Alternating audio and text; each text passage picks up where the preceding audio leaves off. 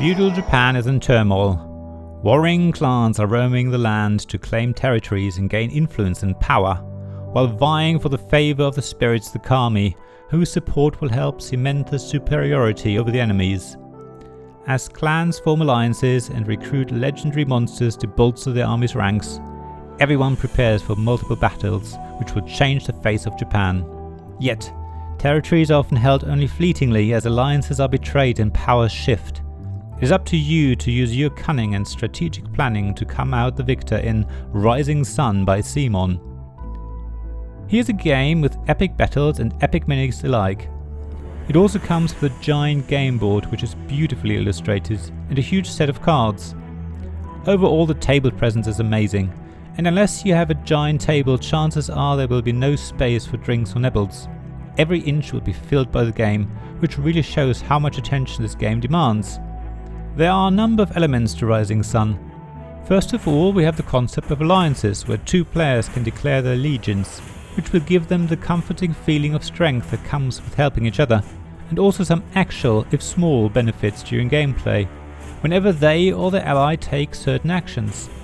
However, alliances can be broken, not only when a player may decide to act without their ally's approval, but also when one of the allies plays a betrayal action. In fact, some factions really benefit from forming temporary alliances that they then break without fail each year. The other interesting element is the area control of the various regions on the map. I love deploying my figures and moving them around. These maneuvers have no immediate consequence. Having a majority in an area really only has a bearing when a harvest action is played and when the battles take place. Your majority will not guarantee your victory. You're constantly hinting at your plans only to surprise your opponents at the last minute. You also have to always bear in mind the order of battles to ensure your armies are taking part in the right battles to give you the most benefit. Battle is the last element worth note. Rather than rolling dice or counting the strength of your armies in each region, a betting phase ensues. Each battle is divided into a number of different phases, each of which you place a number of coins, if any, depending on whether you want to win that phase or not.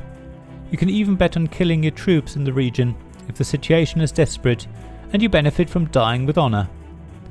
As the spiritual successor of Blood Rage, Rising Sun promised brutal battles with giant minis of immense power, yet Rising Sun is a bit of a disappointment in that respect.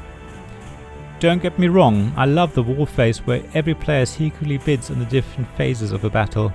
Here's where you need to think ahead for yourself and also check what your opponents are up to. If this is their last battle, they might bet everything. But if they have other and possibly more important fights ahead of them, they might be more tight with their money, which could give you an advantage. The battles are also where you need to bluff and present yourself in such a way as to influence your opponents so they act in the way you want them to.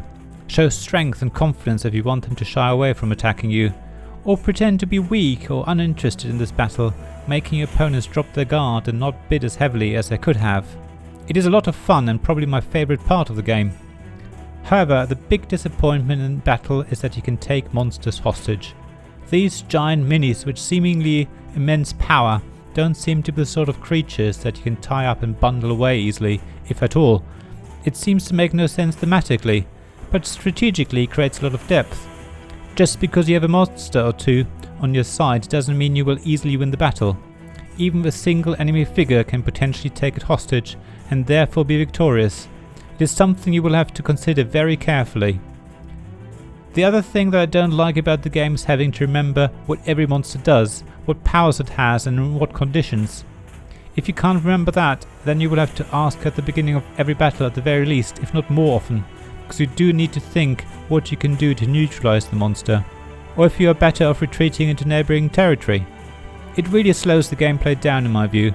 It would have been great if each monster came with some sort of basic stats such as their power on its stand, so it's there right in front of you. However, Rising Sun is a game that I will always play happily, despite what I said. The negotiations during the tea ceremony to form an alliance, the bidding during battles and the strategic elements of deploying your units on the map and moving them into position all make for a great game. Thank you for listening to this Tabletop Games blog review. There's also a written version of it on my blog, links in the description of this podcast. There you'll also find links to my Ko-fi and Patreon pages if you want to support me financially. Please also like this podcast and subscribe to it. Leave some stars if you're an Apple Podcast. Everything would be really welcome. And review it if you can as well. Other than that, tell your friends about it. And generally, I hope you join me again for another episode of Tabletop Games Blog Review. Thanks for listening and bye. This podcast was made possible by my Patreon supporters, David Miller of Subquad Publishing, James Naylor of Naylor Games, Paul Grogan of Gaming Rules, Robin Kay of Ruined Sky Games, Sarah Reed of Undine Studios, Tim Vernick, and Richard Simpson of Weird Wizards.